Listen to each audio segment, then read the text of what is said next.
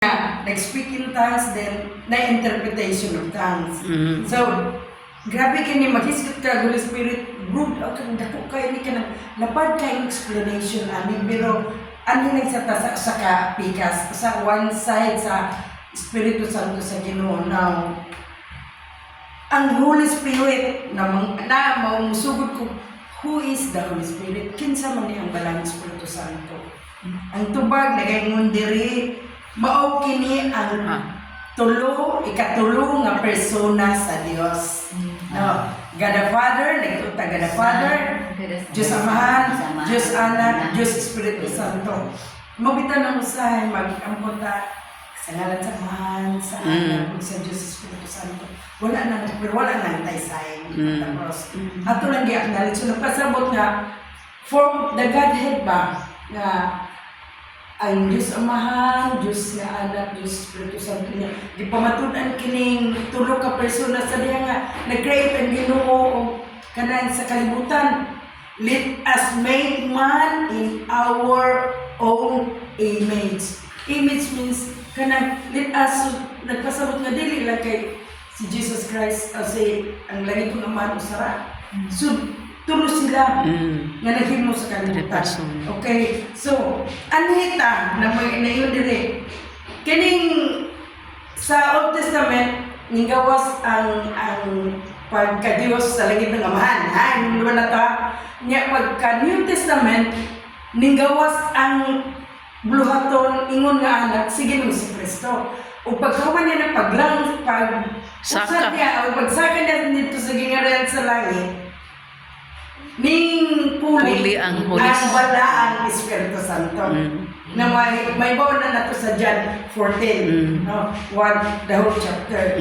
Now, unsa may usay ba makalimutan nga say ka nang marato ta, makalimutan unsay atong buhaton no, pero say, Lord Jesus, may natanong, which is good. Pero in time sa pagpaglihok sa atong kinamihon ng Kristo, nakalimutan nato ba ang trabaho sa Balang Espiritu Santo ba nga dapat atong i-acknowledge. Di ba no? Now, unsa man ning mga kanang mga butang nga trabaho kanang murabag iyang kuan ba kanang ganing posisyon sa Holy Spirit niya iyang pagabuhaton sa panahon nga imo siya tawgon. Nagaingon diri, the work of the Holy Spirit, number 1, kanig yun. The Holy Spirit convict from the word convict the world of sin. Dahil basa sa John chapter 16 verse 7 nga to sa 8. Sa John, dali ra kay ni dai. Convict ang trabaho sa Holy Spirit mo. Mukadvikta sa sala sa kalibutan. Okay. Lagay mo diri. Mas klaro man sabi ni Saya. Sa New Testament dai. John 1. Dili niya dito sa New Testament. Gikan sugod ka sa Mateo. Niya dito sa Mateo, Mark, Luke, John. Okay. John chapter 16.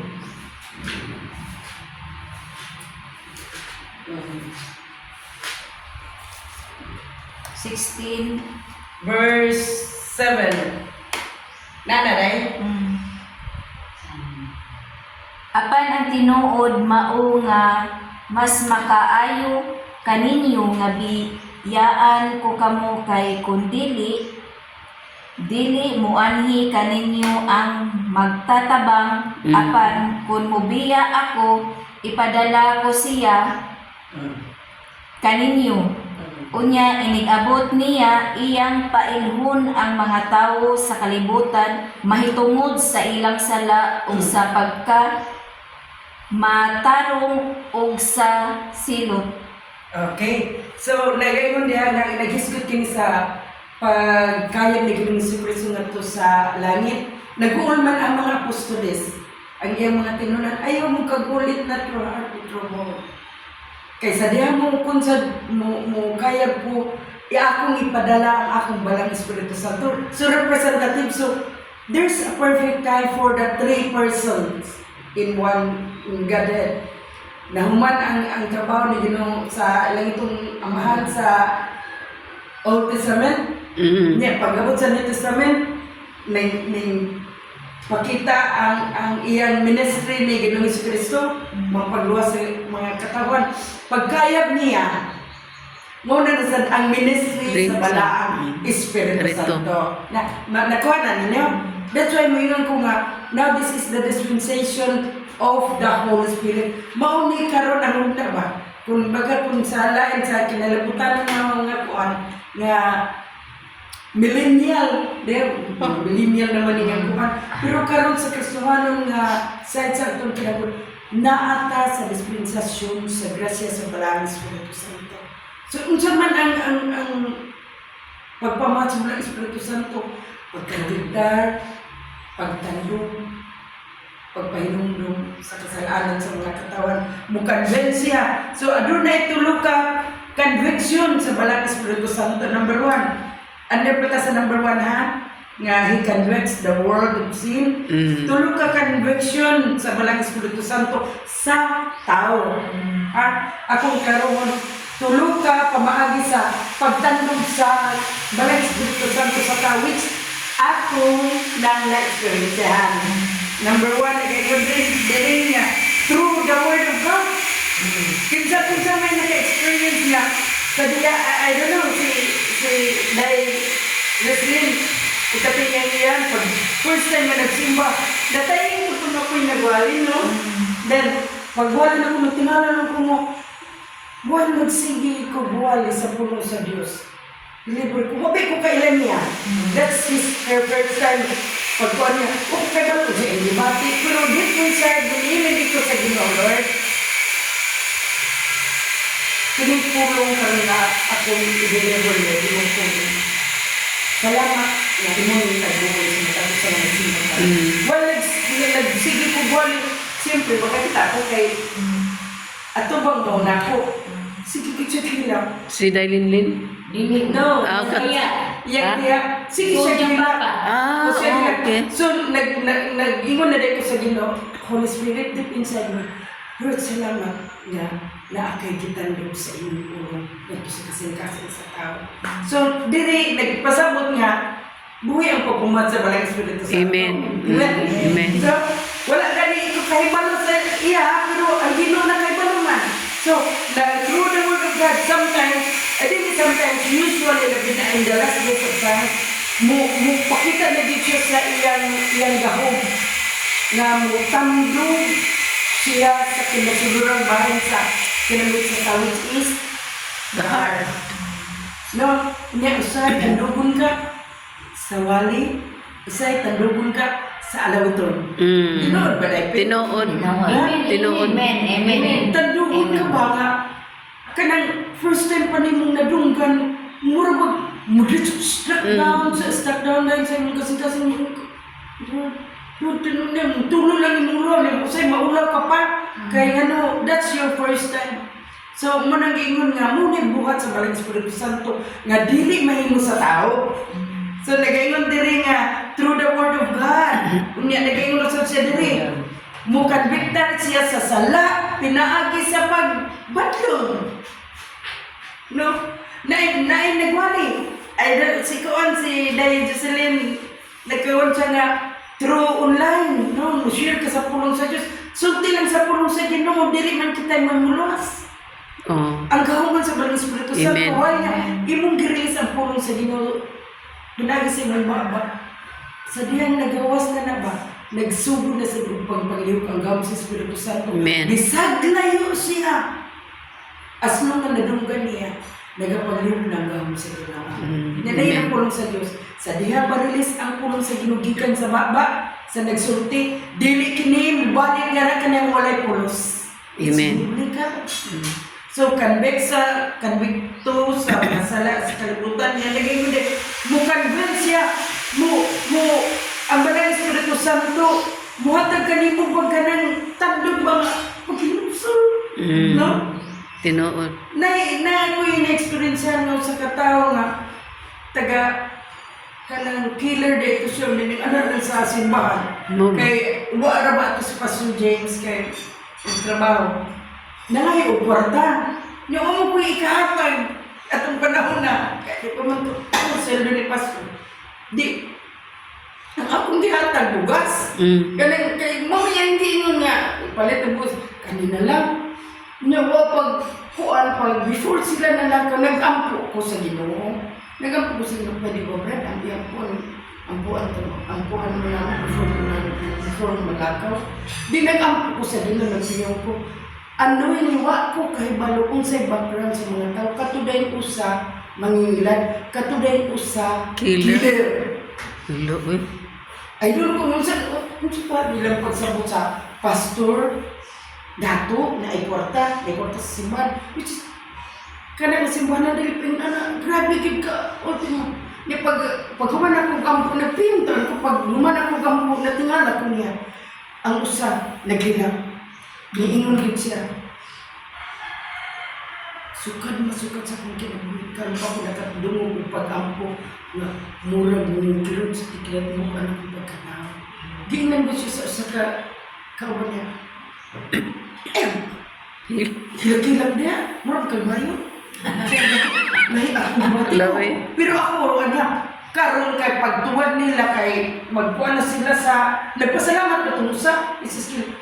Pag-ana nila sa ilang sapatos kay ilang ito gimbad. Pag-ana nila na huwag bitaw ng ice cream, na huwag bitaw ng kanang bulpin nga katalinis nila ay dito kung kulor. Pero wala madok. Kay murag naan ng Espiritu sa Ginoo nga naghatag na kung kuan makanagaling karat nag-ampo ko sa ilaha. At yung panahon na ako sa kapino. Pero nila ko nga sige brada, ang Ginoo magapanalangin kanino. Susugad ato nakainom gid ko nga Ginoo. Ako kay baloon sa ilang kinabuhi, human sa akong pag-ampo, ikaw na bahala. Amazing, no? Ang Ginoo. Yes, amazing. So muna nga, buhaton lang na ito atong party. So gamiton ta sa Ginoo through the Holy Spirit na ukandog na ito nga. Sa mga pagpikpik, sa abaga, sige, Ginoo panalangin kanimo. Wala kay kay balo, katong imong pagpikpik, katong imong pag-ampo. Ako na dito bili sa iyong kasing-kasing. Katong pag-ampo na ako sa katao, na nakahilag siya, for the very first time sila, karon pa ko nakadungo og pag-ampo nga sama ako. Kaya iyang pag-ampo mo raw, di ba, sa Katoliko, kung ano man kayo memorize. Pero katong siya nadulot sa akong kasing-kasing. Na nakahila ko, hindi ko kasunod sa akong debate. Muna conviction. Di man ko, di ta ka pasurrender sa tao ng mga isang pasaylo sa Ginoo. Bahala ng Ginoo sa iyang kinabuhi. Amen.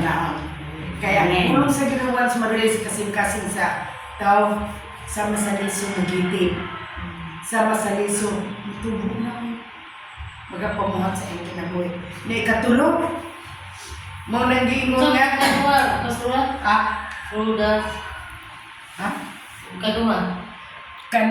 through the Word of God and through the conviction of the Holy Spirit. And then ikatulo, to convince. Convince ba? Nga, i-convince siya sa Ginoo, nakahipalong siya nga nakasala siya, mo turn to repentance, ng paghinulso, convince. Na-convince na siya nga maghinulso. To repent. Through repentance. To repent. Convince to repent. So, ako lang sa ikuan ha, ditali gamay. Lahi ang paghinulsol, lahi ang pagbasol. Ang paghinulsol, maunay ka ng spiritual bitaw nga inner na conviction sa balang Espiritu Santo. Spiritual bitaw nga kanang conviction gikan sa Dios, pinagi sa pulong, pinagi sa ilugan, pinagi sa alawiton. Pero kaning basol, nag-iyon na nga, may laminag na disgrasya ka, Jesus liminag na ka, may palagay mo umulakaw, limunta. ulo. Ha? Yung mama ay nagiglakaw. Katong sa kuwan ba? Oo, yun na nagbasol ka, mawa ka maminaw. Muhapit masama ng ulo. Nadugdugan akong ulo katong Tao, mga sigada, nahugon puto. kuwan ba? Katong dito ba? Sa kayab, sa to, sa asinso. So, ingon ana. So, mo to'y pagbasol. Nagmahilan ka nga, may pagpumina ko na. Pero kaning kuan, kaning paghinusog is personal encounter mo gunin mo sa Ginoo. Na, why nagtukong din mo? It's your own decision. Kaya, imong nabati ang tandog sa walang Espiritu Santo. Muna pagpanglayo. So, ikaduha. Unsay trabaho sa walang Espiritu Santo nga. So, malimtan nato, mamataligaman nato. Pero nahitabo na sa ating kinabuhi. Number 2, He brings life. He brings life. Nagadala din siya o bagong kinabuhi sa tao nga walay paglaom. Correct? Kaya di naman nato personal nga nakita sa Ginoong Kristo, unlike sa Matthew, Mark, Luke, John nga ang ginulig personally na istorya no. Kaya naman siya nga sa langit ang Balang Espiritu Santo. Why? Ngano ang Balang Espiritu Santo manigatag ka nato? Tungod kay powerful siya that anytime, anywhere, makahimo siya sa bulaton na gisarong sa langit ng Amahan. Amen. Nagayon diri dai Titus.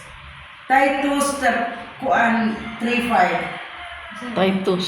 Sunod sa kuan dai for 2 Timothy sa kuan. New Testament. New Testament. Sunod sa 2 Timothy.